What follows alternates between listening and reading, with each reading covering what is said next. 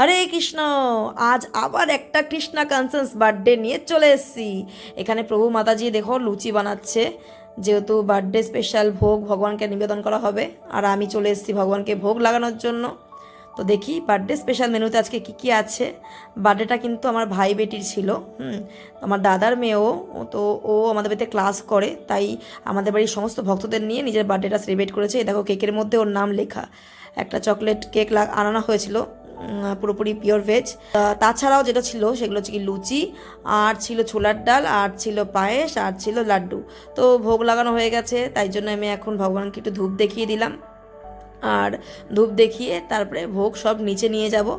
আচ্ছা, আগে যেটা করাবো, আমার এই ভাই বেটি যার নাম অহনা, যার বার্থডে, তাকে দিয়ে নৃসিংহদেবকে একটা প্রদীপ অফারিং করছি, যেটা তুলসী কাষ্ঠের ছিল। যে কোনো কিছুই আমরা ভগবানকে কেন্দ্র করেই যা করি, সেটা তোমরা জানোই। তো চলো এবার কেক কাটিং হয়ে যাক।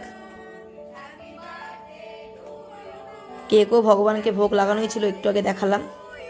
তো কেক কাটিং হয়ে গেছে, এবার গিফট দিয়ে দিচ্ছে সবাই ওকে। এবার সবাইকে প্রসাদে বসিয়ে দিয়েছি।